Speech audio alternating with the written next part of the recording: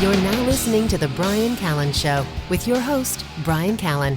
All right, this is the Brian Callen, Hunter Mott's show. The Callen-Mott's experience. Brian, you're really trying to sell that, aren't you? I got to change the name. We have a very special guest. I never had but we have a Spiros Michalakis on the podcast, and he's not only Greek, he's a quantum physicist from Caltech. I've never really spoken to a quantum physicist, and I'll tell you something else. I don't know what a quantum I can tell you what I think a quantum physicist is, and you tell me if I'm right. I think a quantum physicist deals with the subatomic world and the laws and principles that world revolves around and is governed by. So I know that in this ether, in the Newtonian world, sometimes the laws that exist in the things I can touch and feel and see, sometimes those laws reverse themselves in the quantum world, in the subatomic world. And you are a specialist in that world.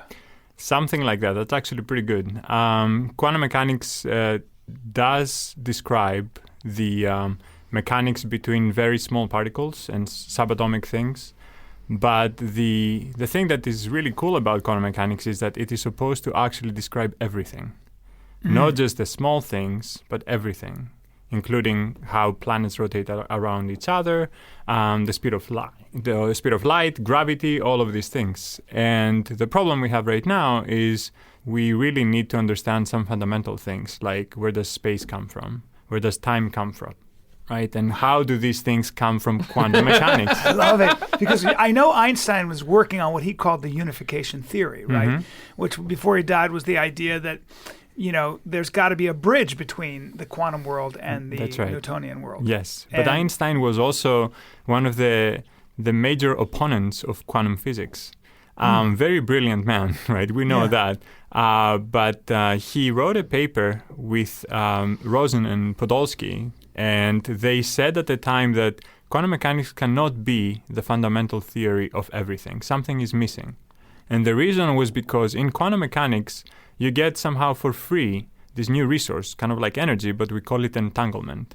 And entanglement allows you to teleport things like information faster than the speed of light, in a sense, right? We can show that this cannot really happen, but in a sense, entanglement really creates correlations between very distant parts of the universe.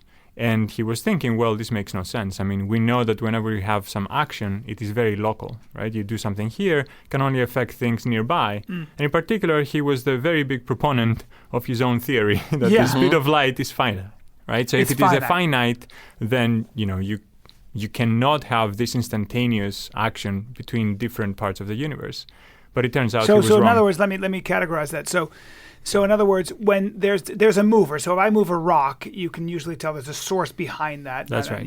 But he's saying that in fact, when something moves here, it could also affect another particle light years away. On the other side of the galaxy or the other side of the universe. How do we know that? How do we even know that? How do we even know that? Yeah. So there was we thought actually for a while that this would be impossible to test, right? That you would actually have such stronger than classical correlations between things that are non-local. And then Bell came along, another physicist, and said, well, here is a test, right? This is an actual statistical test. You can take measurements, and if the world is quantum, then these measurements will give you a value higher than 2, right? But if you can only go up to the number 2, then this is kind of a classical world. We justify Einstein's theory. But then we ended up getting something 2.4. And we're that's exactly what we were expecting to get if quantum mechanics was actually correct, right? So it was a violation of local realism, right? This idea that the world is both locally affected and also that reality exists before we observe it.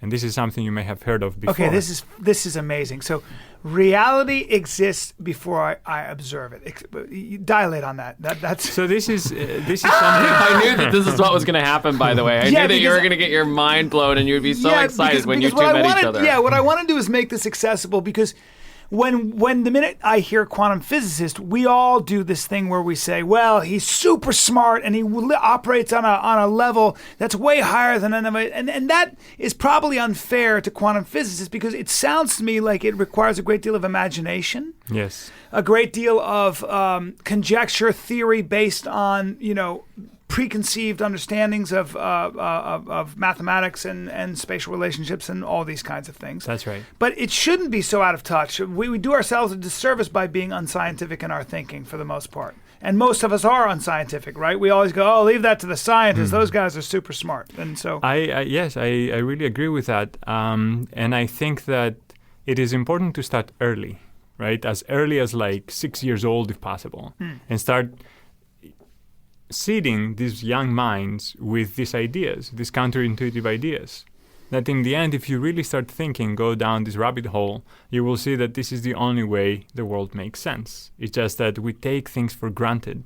We have some assumptions about the world, like, for example, time, right? It exists. It is given by some higher entity, and we just flow through it. yes. But what if time is emergent from some other mathematical structure that is so fundamental that it is actually proving itself, right? In the sense that if this assumption were not true, you could say, okay, this assumption is not true. It could be like wrong.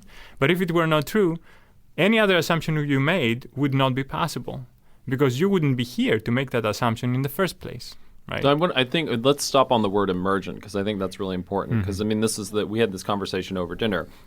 And the idea is that it's not that time, like we talk about, like lay people often talk about there being 4 dimensions, 3 dimensions of space and 1 dimension of time. But it's as if these things are sort of the baseline, as opposed to that time is almost a side effect. That's right. Time may simply be a label that we put on certain events, right, relative to which we perceive change. And if you think of this label, it could be a discrete label like 0, 1, 2, 3, and so on and so forth, or it could be something that is like a continuous label, like the real numbers, right? They go from 0 to 1, and there's an infinite number of labels in between 0.0001 and so on and so forth, right? Going all the way there. And I think this is interesting because even if you were just to think of time as a label, right, then you would wonder, okay, would we as human beings understand that labeling as that concept that we have of time? And I think the answer would be no. Why? Because first, you can label very different things and you choose the label 0 or 1 or 2 or maybe 0, 3, 1, 2 and so on and so forth. That ordering is important, right? This is what we call the arrow of time.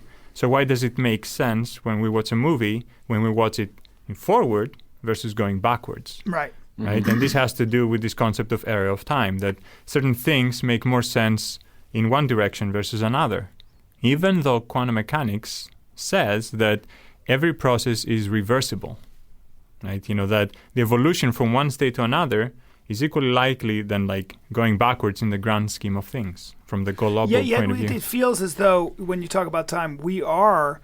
you are this physicist who's actually working on the theory of everything. You, Spiros, are actually actively involved in trying to change our concept and notion of reality. That's a very ambitious thing. So I don't want to put words in your mouth, but I'm being general. But I'm getting to a larger point. Time, it seems, has, let's take human evolution and the evolution of our physicality and our psychology and everything else. Well, and our understanding of ourselves. We seem to, as a race, as a people, to be moving in a direction where we are learning more and more about not only ourselves, but the world we live in.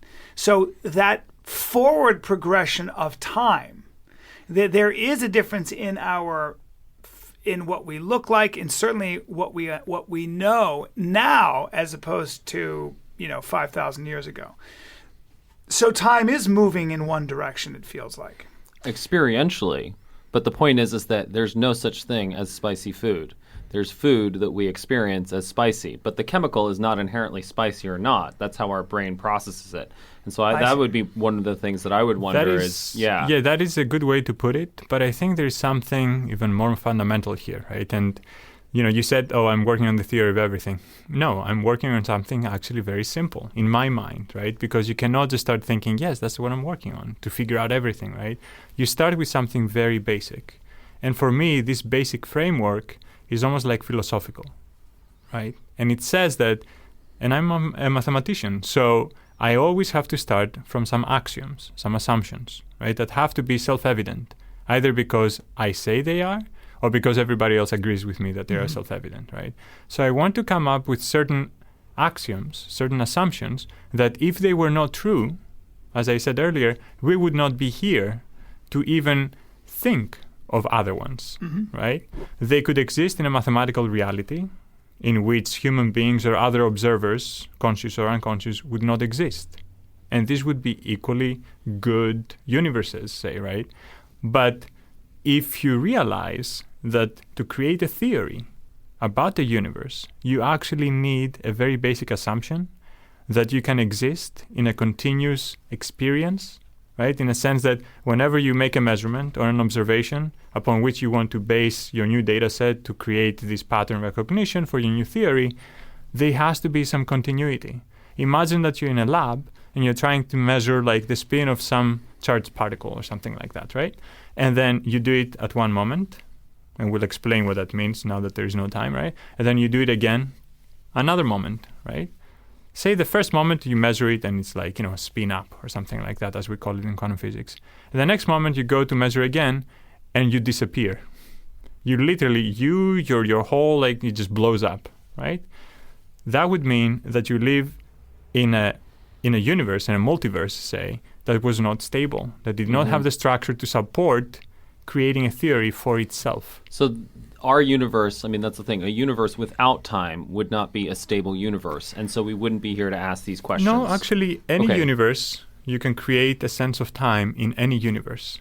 But it would not be one where you had an arrow of time in the sense that you would go from some likely configuration to some other likely configuration versus a very unlikely configuration. Just like when you break, a coffee cup or something like that, you drop it. It is much more likely to see that happen than to see it make itself up from being broken down on the floor. Right? So because the nature of how atoms arrange themselves. And it's more important, to think of this as a coarse graining, that our experience as big objects in the universe, right, says that you cannot, if you coarse grain certain things, certain configurations, microscopic configurations, right, all look the same from a certain point of view if you zoom out enough, right? And even though you have, in the totality of them, all of them are equally likely, from our point of view, from our zoom, right, certain ones become much more likely than others. And this has to do with this concept of entropy. And how do you say, this system has low entropy, so we know a lot of things about it, right? High entropy means that it is random. Any one of the configurations that it is in is equally likely, kind of thing. Like the ocean or something. That's right. Yeah, exactly. But the thing that I want to do is to, whenever somebody tells me, okay, so I figured out the theory of everything, right? And what this means in physics right now is you try to unify gravity, say, with the standard model, right? The other three forces we've been able to unify. Feynman did some great work. A lot of people actually at Caltech did a lot of good work on this. And then you end up having something that brings these four forces together, right? Well, then I would say, okay, but all of this is based upon the framework that quantum mechanics is true, right? And what does this mean? Quantum mechanics comes with a bunch of postulates, axioms, right? One of them, for example, is that we live in a certain mathematical space of wave functions, right? These functions are kind of like waves, and what all they do is they encode information about all the possible questions you can ask, right? And you should be able to get the answer, even though it is probabilistic, right? With some probability, you will actually get this answer versus some other answer. So this is one foundational ingredient. Another one is a way for you to go from one wave function, one state of the universe, to another one. And this is what we call the Schrödinger evolution, right? Now, the Schrödinger evolution actually is a sneaky thing. It brings in the concept of time. There's a parameter t, some differential equation with respect to this parameter t. And then at that point, you have introduced time out of nowhere. It just appeared, right? And it says that At least, as this parameter changes smoothly, you go from one state of the universe to another. And there's a very specific way that this happens. It brings in some other object called the Hamiltonian and so on and so forth. So what I wanted to do was to go back and say, can we get rid of as many postulates as possible from quantum mechanics, including this dynamics postulate with Schrödinger's So evolution. postulates meaning, can we get rid of all the things we hold to be true? Exactly. These axioms that we think are ingredients that are fundamental to be able to make the next step in our syllogism about how the world works, right? So get rid of as many of them as possible and try to derive all of them from some more fundamental theory, right? And, I think that this is possible. And I think if it is not possible, then there is a very good reason why this evolution, this equation, exists in our universe and is the right one to use to actually get the answers, right? So there's a mathematical equation out there. There's a mathematical equation out there that potentially could explain everything. I think there is something much deeper than that. Something. Jesus! Because I'm trying to make sense of this. It's so interesting. All right, So you don't even need a mathematical equation. What you need are simple assumptions you can tell and explore with a 5-year-old. And so let me try to get through that, right? If possible. Please. Okay, so as I said earlier, we have to be able to use an assumption, right, that is so fundamental that it has to be true. Right. Okay. Like Pythagorean's theorem, right? A squared times b squared equals c squared. We know that's how you measure a right triangle. But Or this would a be squared plus b squared equals I c mean, squared. that's what I meant. That's what I meant. No, this is a good point because this illustrates something that is actually not always true. This is only true in Euclidean geometries, right? You have introduced a lot of assumptions just by saying that. Okay. That there is first of all a geometry, which means a certain metric, a way to find I'm distances assuming between there is a objects, geometry. and so on and so forth. And These you've things- assumed it's a right angle triangle. exactly Right. Jesus. All right, so And not you're only saying that, that you're in a flat geometry, because that thing would not work in, say, a Riemannian-like sphere, right? Something on a sphere if you try to do the same thing, or in some Lobachevskian, Holy like, shit. hyperbolic space. So all these things, I'm taking off my shoes literally. all these things are assumptions that we hold dear, and we're like fish in the water, right? We don't realize that we make any of these assumptions because they're so fundamental. That assumption, right, is so fundamental, the one that is self-evident, that we'd never think of it. Right. And this is what I want to do, right, with the help of other smarter people. I want to figure out how this most fundamental assumption that has to be true for the universe to have the ability to create a theory for itself, right? This assumption of stability of experience, okay, that you can make measurements and create data out of that, and then you can find a pattern, and that you can compress all of these different configurations into a single equation, as we said, or maybe a single idea. That is a very special state of like the multiverse, right? Sure. Our ability to do that means that you can think of it this way, right? You have a TV and you turn it on, right? And it makes sense if you say, you see The Sopranos playing, right? But what are all the assumptions that have to go into you turning on the TV, this object, and then seeing that show? There has to be a cable going behind, right? There has to be like a whole team of producers and actors who created this plot and put it there. You have to pay your bill. You have to have electricity going on TV, all these things. You don't realize you just turn it on, you take it for granted, right? If you were to turn on any other TV in the middle of the universe, first of all, you wouldn't be able to turn it on because there'd be no electricity. But say you did, what would you get? You just get static, right? White noise. Yeah. The same thing you expect to get if you were to look just anywhere but inside. In most universes, you should expect to see just static, white noise around you. Just randomness, no structure like we see around us, right? So the very fact that we have all this structure and that it's not just like a picture, right? A perfect picture of order, that it's actually more than just one time. There's a bunch of like different moments through which you can jump, right? That still makes sense. That gives a lot of structure. And we want to go backwards and try to understand from what beginnings can you actually end up having this stability of experience, a universe in which like we exist and it makes sense to have that kind of theory. And I think this is where the interesting part comes from, right? that it's not even math, it's not physics, right? It's simple question and answer. To ask any question, you must assume that first of all you exist to ask that question, right? And second of all, to get any interesting answer, it should be some structure that you can encode, right, into an answer. So that instead of you having to give an answer for every single pattern that you see, just like white noise, there is no way to compress that, right? It's just white noise. You look at like a minute of white noise on TV, you can't say anything about it, like what the next picture is going to be or anything like that, just random. But for us, we can. The whole point of science is that it can predict things. Why? I think Einstein also said, like, it is incredible that we can actually use math and physics to actually say anything about the world. That's actually, I think, very deep. Yeah. Right? That there are some things that are periodic, for example, right? So they have some recurrence. And like, you know, the earth and the sun, and that we expect, like, you know, the sun to come up every day and so on and so forth. Whatever, all these things, right? These are the things that make our lives so easy.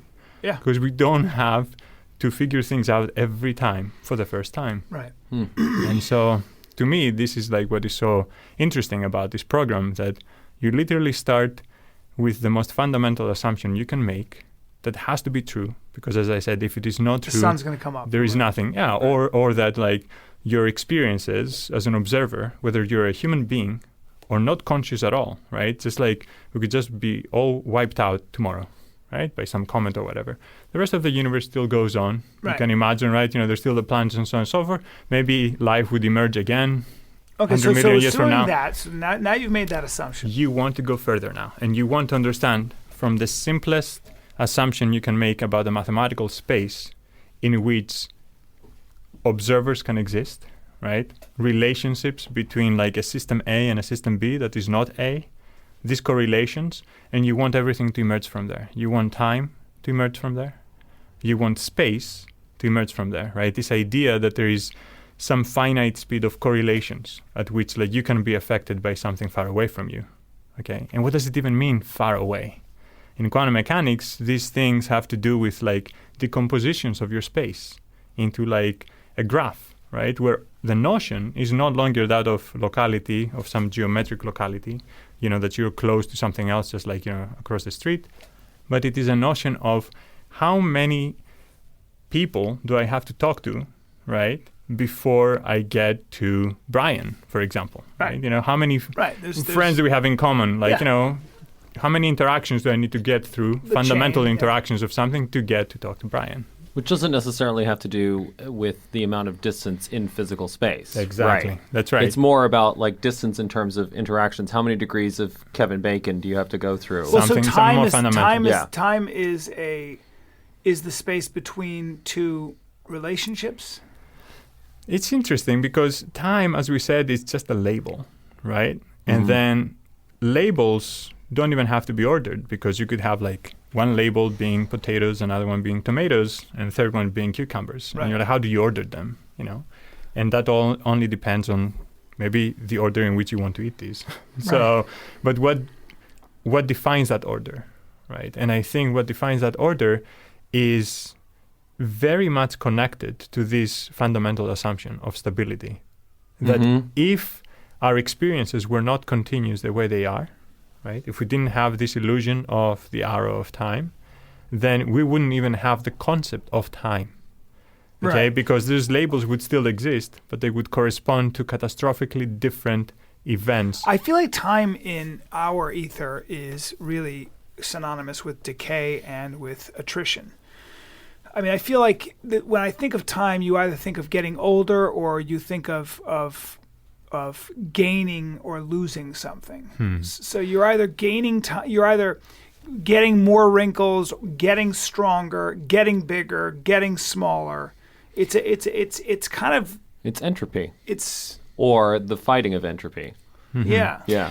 And the interesting that's thing, how it manifests itself, I guess, physically. Yes, right? But that's interesting because the idea from quantum mechanics is that entropy never really changes, the global entropy, right? There is zero entropy in the sense that that globally... is mind-blowing. Yeah. Because that goes... So explain what entropy is again. Because let me tell you, so I come from the world of classical chemistry and biology and all that sort of stuff. And one of the absolute tenets of that world is that disorder always increases. That's right. And so that shapes our view of the universe because we think we're moving towards some sort of universe where essentially everything is disordered, right? Heat, death, whatever it is, right? Yes. And even that is an illusion. Right? Even that's an illusion. It is an illusion. Everything we hold so dear is an illusion that comes from our inability to access the information that comes from all the degrees of freedom that exist in the global state, right? Mm-hmm. All the degrees of freedom that exist. This is now, what is information this not a is. religious experience? Yeah. This is a religious experience. This is religious in a way. So, I mean, It's people talk about mind-blowing. magic and Yeah. stuff, but you're talking about... Yeah, you're being lifted out of yourself. I mean, it's a rational process, and like this is not to say that this is mysticism, but it does give that feeling of transcendence. Are you religious? I am not, no. Yeah. I grew up Greek Orthodox. But, You sound religious in a different way. I mean, this is Yes. deeper than religion in a way. It's Well, Wow, to I me, religion is actually very important in the sense that it is a story, right? Every religion has stories. And these stories teach you how to think and how to filter things that you take for granted or don't take for granted, right? And even in science, we become very entranced in certain assumptions, okay? And that becomes a religion in itself. But the interesting thing about the scientific method is that it somehow undermines itself, right? It has that seed of curiosity and also of its own destruction, right? So every theory comes with this extra baggage that says you're only going to be as good as the next theory that comes and becomes more fundamental than you, right? And maybe this is hubris, but I want to go to a point that cannot happen anymore, right? Where that says like, okay, you got me. You've cornered me. If I am not right, then you're not even here to tell me that there's another theory better than this one. You cannot exist, right? Without me.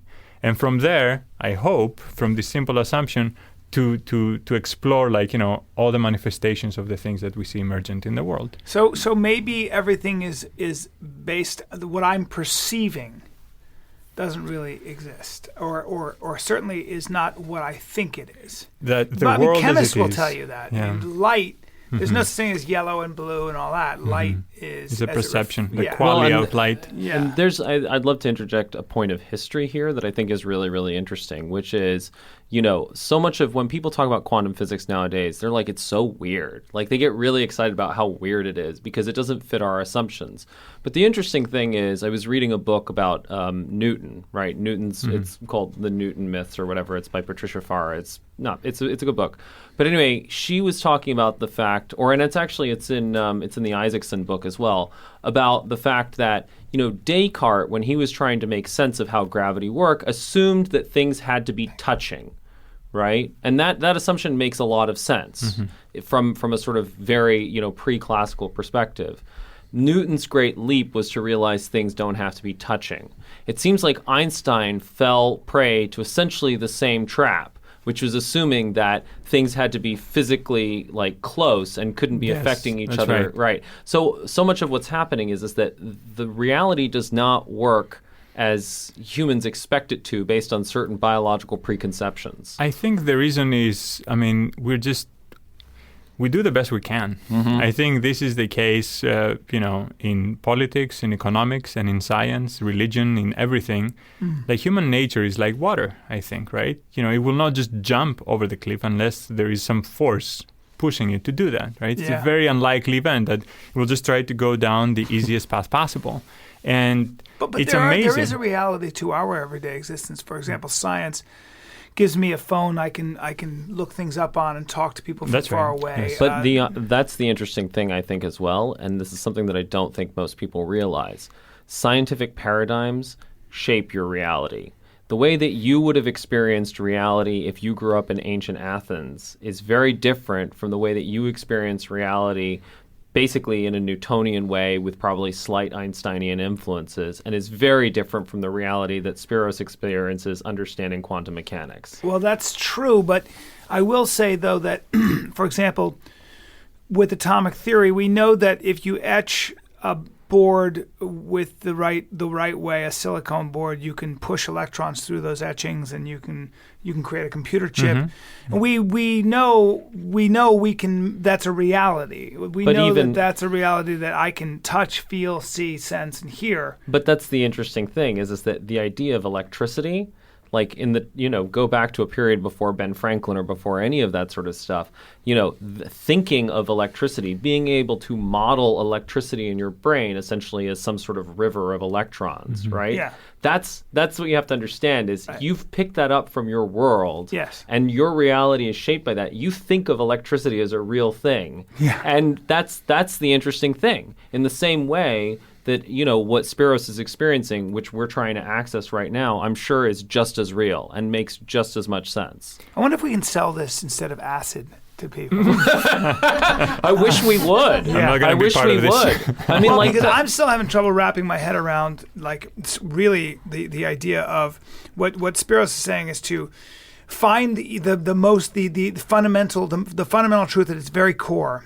That's right. That's your axiom. And to hope, and then go then from this there. is what Immanuel Kant called this a priori synthetic knowledge, right? Something that we bring into the world just by being here, right?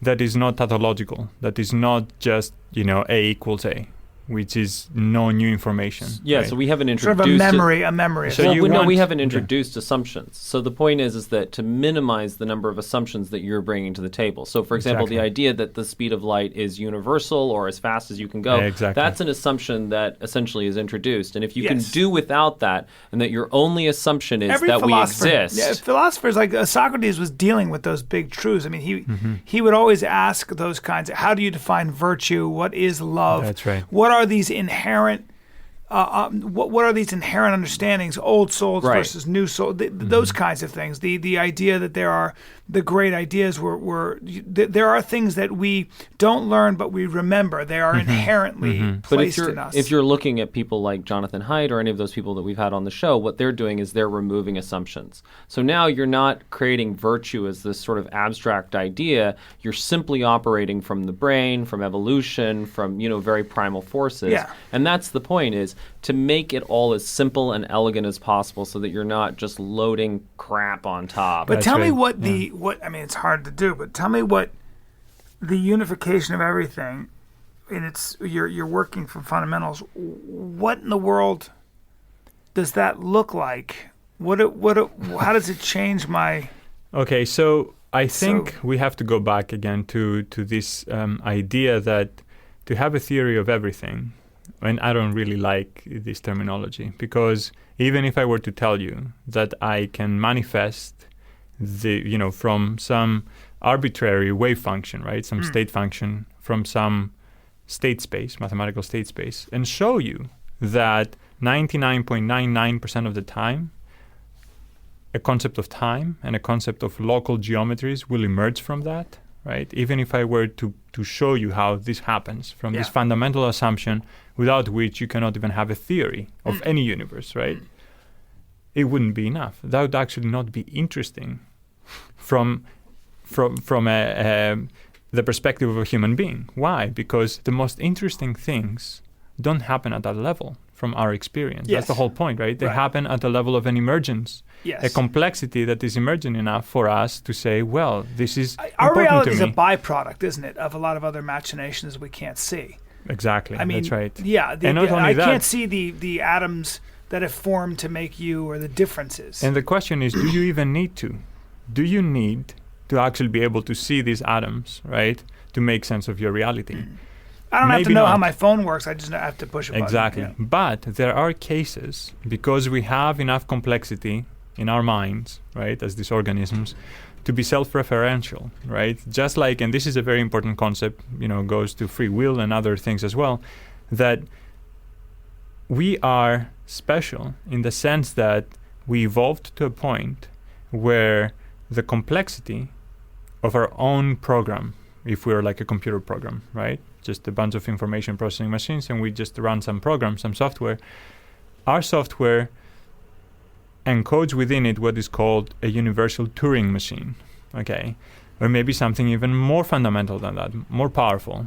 The thing about this is that such a program has a very special structure. It contains within itself a reference to itself, right? Like this is literally what we have to create, and you can do that, right, for what is called a universal interpreter. In every computer, there is such a thing. Have you ever considered how a simple machine, this laptop here, right, it can run any program you want it to without having to reconfigure the hardware every time. Mm-hmm. The same fixed piece of hardware can run every program. Any question you have, it's going to take forever potentially if it is computable or something, but it will try to run it, right? And maybe give you an error or something, but it doesn't have to reconfigure the hardware. It just has to reconfigure the instructions to the same fixed hardware. The reason why it can do that is because it goes to that core program, and it says to the program, change yourself. So you look different. You effectively look like you're the same program, but on the other hardware that would be the special hardware to solve this problem.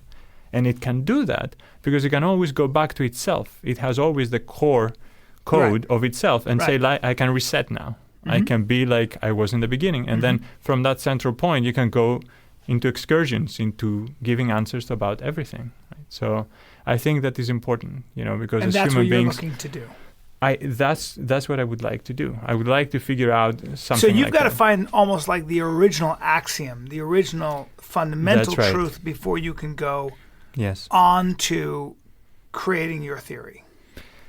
And that's the thing. In the end, like, I have a feeling that the things that will go into this theory, right, will be simply this fundamental axiom that gives a lot of structure by itself, right, given the mathematical space we're in. And then from there on, something very interesting will happen, right?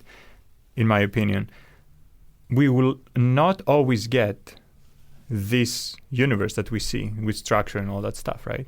But with the highest probability, you will actually get that in a generic state. This is what I would like to show, right? A generic wave function of the universe, as long as you have certain things happening, like some small entity trying to observe everything outside of itself. Yep. It will create for itself this emergent time and space and so on and so forth. So that we create the universe, essentially. That's right. Like, this exactly, almost like human consciousness creates the universe. It crystallizes the structure, even though it's a static thing and nothing is changing globally, right? Mm-hmm. We create a sense in which, as long as we can exist and have experience, everything else has to work to make this happen, kind of thing. And it's kind of a weird, thing to consider, but it is again an entanglement with our environment that allows us to actually have these experiences, right? Yeah. I mean, think about this.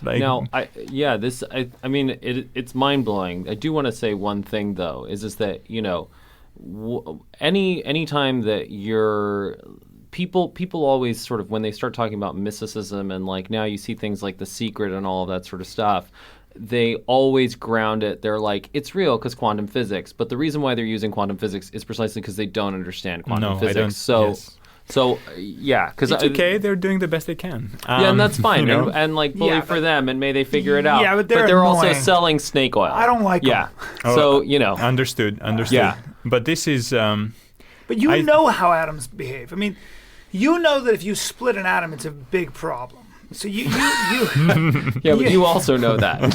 Right. So what I'm saying is that there are certain truths and there are certain fundamental truths that we know. Mm-hmm. We know. I mean, you can start with the idea that if you split an atom, you're going to be in big trouble. Mm-hmm. That creates a chain reaction. So in quantum theory, we know that there are certain things that just work the way they do. And can't you work from there?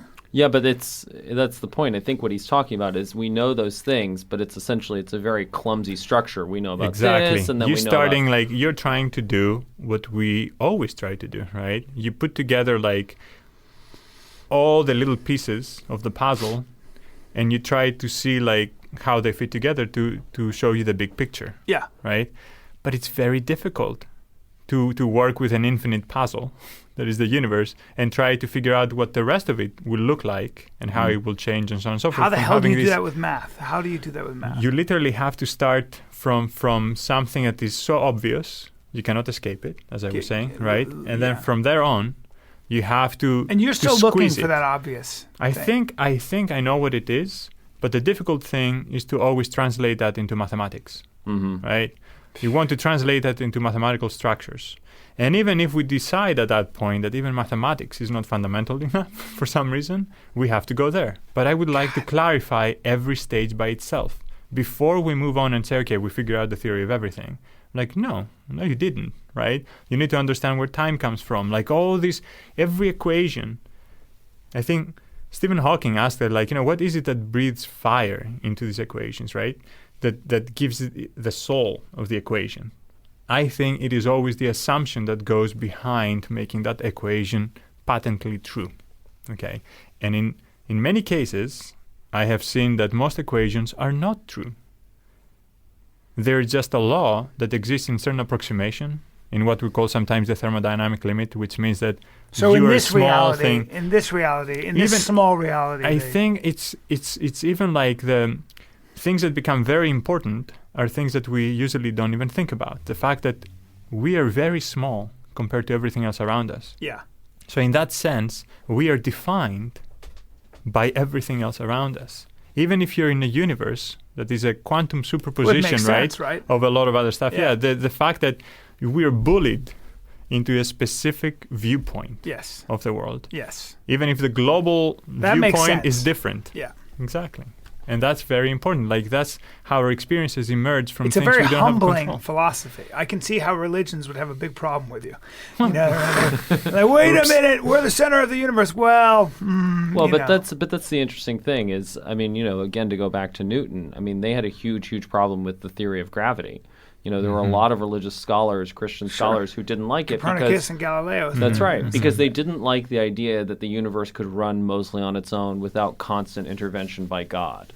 But I think it might be really, really helpful just for us and just for our listeners in general to talk about, to take through, like, pick, one model, whether it's Newton's model of gravity or whatever else it is, and show how that process worked in the past in terms of that simplification, the removal of axioms, developing a model, how that model breaks down or something like that. Would you be able to Yeah, do because that? most people don't understand the scientific method at all. And No. it wasn't until very recently that I learned that kind of the way you predict things like the circumference of the Earth or whatever it might be is with models. It's not, No, this is very important, and even outside of physics, that's what we do in mathematics. We build models, and then the nice thing about mathematics is that they do not have to correspond to reality, in the sense that if you were to pick certain structures in these mathematical spaces we create and we have operations on, they do not have to correspond to an observer that has a stable relationship with the things that is observing, right? A self-conscious type of entity that tries to create a theory for what they are observing, for what they're seeing, okay? So these are perfectly good mathematical models, but you would never actually be in one of them, right? And they have their own axioms, and they can be consistent. They could be inconsistent axioms, in the sense that there could be two of them that combined together, they prove both something and its negation, from which, and this is really cool, from which if you have one statement in all your mathematical theory, it's just a single statement that can show itself to be true and its negation to be true, then you can prove everything else to be true. Everything else, every other statement within that mathematical. Something is true, and then if you can also prove that it and it could be the smallest, the craziest little if statement, you like know- this cat is blue, and this cat is like not blue, right? And then you could prove that the sun exists and the sun doesn't exist, like literally anything else. The whole structure, this whole mathematical structure, would become inconsistent, and in that sense, every statement would be true. So truth, and I think this is important, right, as human beings also to realize, truth is not something that sets you free. It's the opposite, right? Truth is the highest constraint you can ever have in the possibility of everything. Why? For something to be true, everything has to conspire for that thing to hold, right? It is much more likely, it's almost like you're throwing a dart, right, into like an infinite ocean, and you hit the right fish, okay? that is just swimming at that time. This is truth. It is an amazing constraint to actually have something to be true. That's why it's also so hard to prove things. Like in mathematical physics, we try to prove things about our universe that will always be true. It's not just like, the model or something. This is crazy, right? So then when you realize that, and you realize that by itself, mathematics is so hard to do usually, right? The abstractions and all that stuff. You have to go back. You have to step back and say, I need to go back to the assumptions I made. I mean, it is amazing how blind we are to the assumptions that we make in everyday life, right? In everything. I mean, the things we take for granted are usually the things... Because we take those truths and we springboard from there. Exactly. We have to. Otherwise, if we have to take certain things like... as we have to come up with these things every time, we would just explode, right? Yeah. There's too much to... You need a metric. Human beings say, what I know to be true is this. I have my principles. Exactly. Well, and I think that's so much of what we're trying to escape on this podcast, right? Is to escape our narrow assumptions because of, where we were born historically, because of the experiences we've had and all that sort of stuff. Like there's a real tyranny. I think that's what Spiros is talking about. There's a real tyranny to your assumptions. Like your assumptions are a prison. And so you want to transcend your assumptions and get back to the simplest possible axiom. I would say something, though, because, we are all rationalists in some sense, I think, right? And then it may seem that we have disdain for religion, right? But I, personally at least, I want to make clear that religious thought also comes from curiosity, right? Some deep curiosity. Yeah. And it's just like traditions and values that you have created over thousands of years. There's a lot of wisdom in these things. Oh, yeah. Right? It's just that, just like in science, you can have Newtonian mechanics, there's a lot of wisdom. We cannot just say all of a sudden, wait a minute, now we know Newtonian mechanics is not correct. Really, we should be applying quantum mechanics, right? That is true. For everything that Newtonian mechanics can describe, you can have quantum mechanics, but it would be useless. Most of the time, if you try to explain something with quantum mechanics, because it is an emergent phenomenon of a lot of degrees of freedom, right? That wisdom of Newtonian mechanics, you really need that, right? It would take you forever to try to do the same thing using quantum mechanics instead of just distilling that essence, effectively saying this is the same as just using the simplified model. And it is important both for scientists, rationalists, and religious individuals, right, of faith, to keep that one thing in mind, right? That everything you have been told has been a story, right? It's been a good story sometimes it's been a bad story, right? The good stories you remember, right? The really good stories, you invest emotionally in these stories. You do not want them to be wrong, right? Unless somebody comes along and tells you an even better story.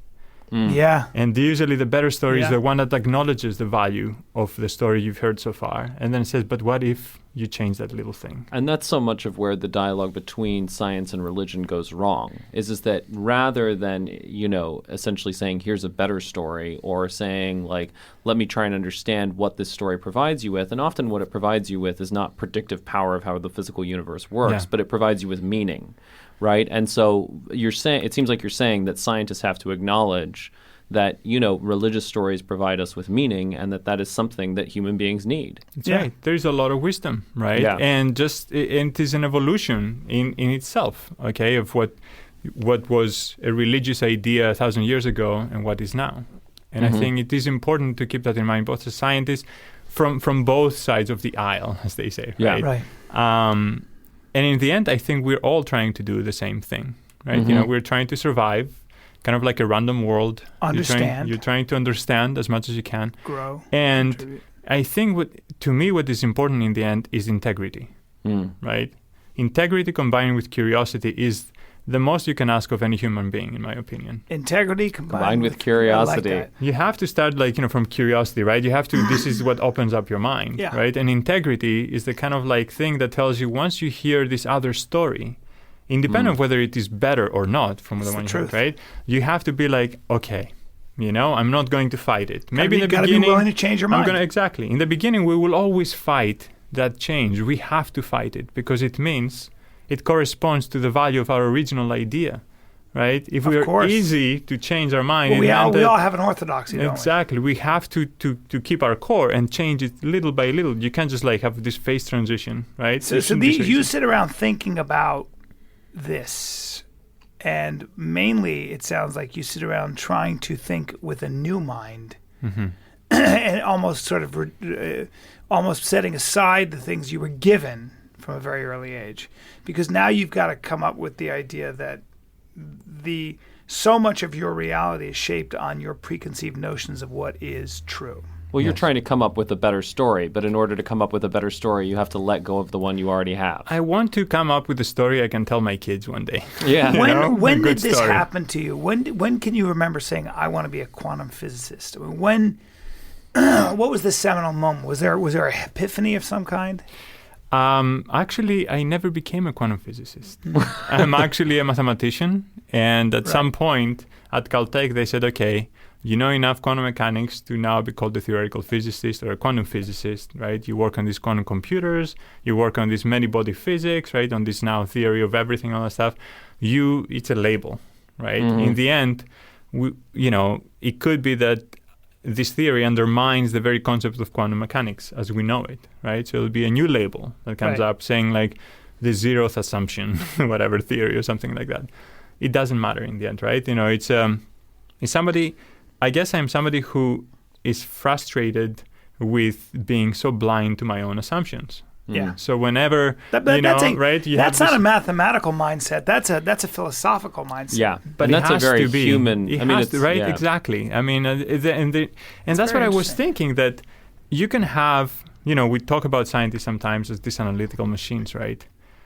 But that's not true. I mean, you look at Big Bang Theory, Sheldon Cooper, and so on and so forth. There's a lot of humanity that drives our syllogisms, right? To be able to come to any conclusion.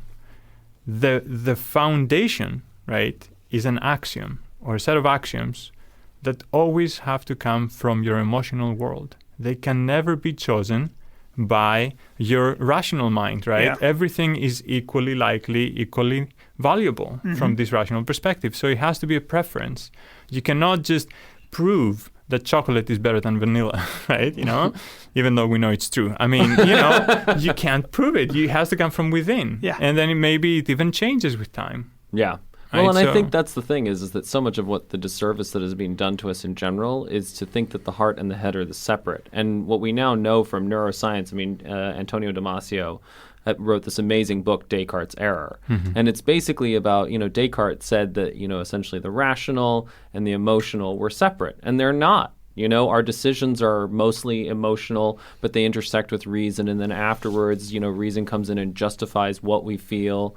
And I think that's the thing is that, having spent time in science, those communities are full of people who are incredibly emotional and think they are purely rational. And therefore, they don't realize that most of the disagreements are actually emotional disagreements. That's right. Masquerading as rational disagreements. Oh, 100%. Yeah. There is and it kind of makes sense if you think about it, right? Like the people that would spend so much time working on a mode of thinking that is not something that comes easy to human beings, right? How many of us, if you ask like 1 million people, how many would say like, oh yeah, I love math. It comes easy to me, right? Yeah. For most people, it takes a lot of work, right? In fact, I would say for almost all people, for you it as takes well? a lot. Well, sometimes you get lucky. Your brain just thinks that way. Maybe that way. Well, no, but and this is something that I would want to go back to as well. You may not know the moment where you became a quantum physicist, but the story that you told me about how you became a mathematician is incredibly emotional and incredibly human, and it's a great story, and you should tell that. Are you talking about when I was learning math from my grandmother when she was like doing? You didn't tell me that. I started like early on. Yeah. And she would just she was my favorite person in the world. She would just do these magic tricks when we were little kids. She would just take me by the side. I think I was her favorite for some reason because I always cleaned my plate of any food. She didn't have to do the dishes. It was amazing. And I still do. But back then she would just give me these amazing math tricks, right? These magic tricks. And she would always be able to predict the number, right, that I had in my head. You like find a number, do this, do that, blah, blah. And all of a sudden she would say, okay, so is this what you got? I'm like, how do you know? Right? And I must have been like 4 or 5 or something like that. And this was the first time where I actually traced back my own thought and said, wait a minute. At some point, she asked me to pick up a number, and then she asked me to subtract that number after doing a bunch of other magic stuff in between. So I'm like, aha, right? She was able to delete this randomness. X was the number. The and she was like randomness just disappeared. algebra. Exactly. And then the rest that remained was always the same. Yeah. And that got me. I was like, wow. You know, it was magical, right? Whenever she did it, and I kept pretending that it was magical even after I figured it out, because I had this relationship with my grandmother. But it was also amazing and empowering, right, to figure something like that out on your own. Yeah. And then a lot of other things happen after that. You know, going to the math Olympiads and so on and so forth. Yeah, that was the story I was thinking of. What is that story? Yeah, so I was in junior high at the time, and there was. You know, usually you have math classes and all that stuff. Some of you do well, some of you don't. I was okay, right? I was doing okay in math class. I was, one of the good students. But at some point, the principal came to, I think he went to every class and said, okay, you, and you, come after class. I want to see you. So a bunch of us showed up, and we're in his office. And he said, okay, so we want to create a new class, extracurricular, right, after school, for you to learn some more advanced mathematics. And we said, okay, cool. So we sat there. We didn't really know each other. We would see each other, I guess, in school or whatever, but we didn't know the other kids, the smart kids, right? The ones that were good at math. And honestly, none of us really thought we were any special, right? We're just kids. Okay? Sure. We hadn't competed to anything. Exactly, that's right. So I remember, after the first few weeks, we were all equally lost in the classes. They would teach us about polynomials and nth root and all that stuff, and it all sounds so basic right now, but back then it was all a new context for why we exactly all new language for us. We were like, why are we even learning these things? What does this all mean, right? And then about a month later, the teacher gave us a test, right? And I remember I had already chosen who the top were, right? You knew, yeah. I had a feeling like I knew who the very best in the class were.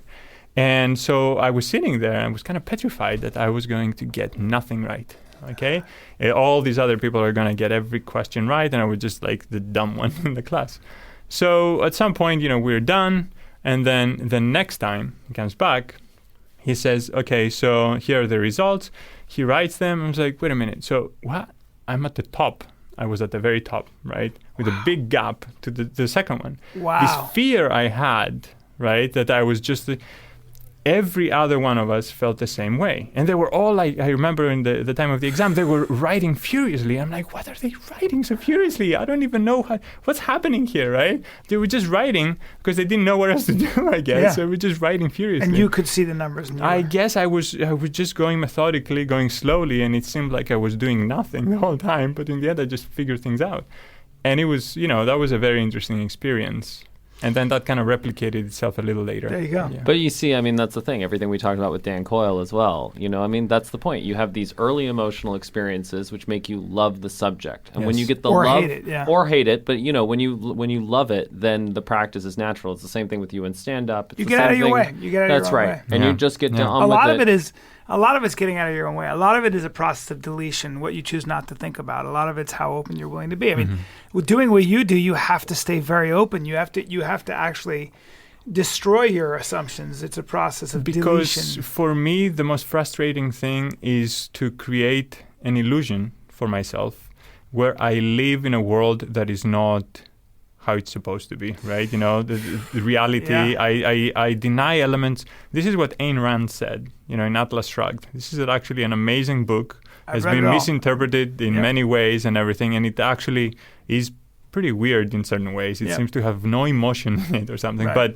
But she does say something that really resonated with me, right? And I think it is John Galt who may actually say, every time you deny an element of reality, it will come back and bite you in the ass. Okay? Yeah. So don't do it. It may feel better at the time, sure. right? But you should just maybe keep it on the side of your mind, right? But do not deny it. Keep that piece of data.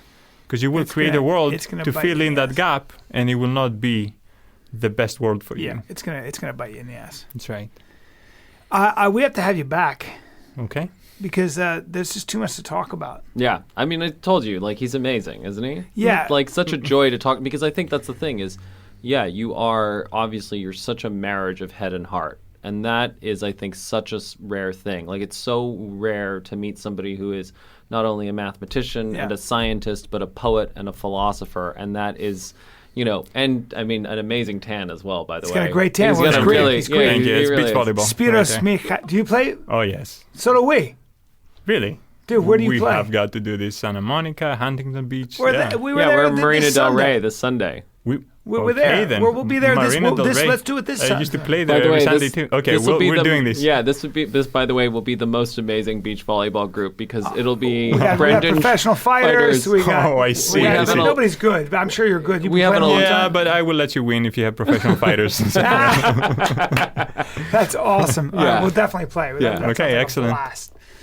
Well, we'll talk more quantum physics over volleyball. We'll have you back because I think a lot of this was over. It might have been, we're gonna have to contextualize this because it's so mind blowing that like I want to hear more. But I think that's the thing. The reason why it's so mind-blowing is because we are so grounded in our assumptions of, essentially a classical Newtonian world. Yeah. In the same way that if Newton started talking about Newtonian physics to somebody who was pre-Newtonian, they would also find it so hard to grasp this stuff, but that's because they were stuck in their assumptions. And Yeah, I think, you must find a great deal of solace in your own mind because there's so much to think about. It's so exciting to be working on something, right? It is fun, yes, but it can be overwhelming at times as well because we are human, right? And you want to relax with things that, even though you may know they're not really true, right? Yeah, Effectively, they're just calming enough. The thing is that when you have a brain like yours, the responsibility lies on the fact that you might just be able to do something extraordinary, and that's a big responsibility, isn't it? To be honest, I think that the biggest responsibility I have is to be able to break down these ideas enough so that the next generation can actually take over, right? That's what would Newton say? I stand on the shoulders of giants. Exactly. And that's the And thing. you'll be one of the giants. We also, by the way, didn't get to even talk about this as well, but Spiros does a tremendous amount of work in terms of making all of this information accessible to the public. So that's part of the reason why he's amazing at doing this. You should. Can we briefly hear about your work with Google? Yeah, we gotta wrap Next up. time. Next time. You're doing work with Google? Yeah, he's doing work with Google. We gotta have him back. Yeah, he's amazing. We gotta have you back. We should do a 2 series. When yeah, can absolutely. you come back? Well, that's the other thing too. And then I also would love to do. I mean, we have a special thing that we've talked about doing with Spiros, but we won't spoil the surprise of that. Yeah. Okay. I know what you're I would love to talking come back. Just let me know, and I'll make it back. about. Awesome. I didn't get enough. Yeah. You can't get Spiros enough. Michalakis, who is how do you say your last name? Michalakis. Michalakis. Beach volleyball player, mathematician, quantum physicist, Gentleman scholar. mind blower. This has been the Brian Callen Hunter Show. You've been listening to The Brian Callen Show with Brian Callen. Be sure to like him on Facebook. Just search for Brian Callen Comedy. And follow him on Twitter. Just search for @Brian Callen. You can also find him online by visiting his website. Just go to briancallen.com. Until next time, bye-bye.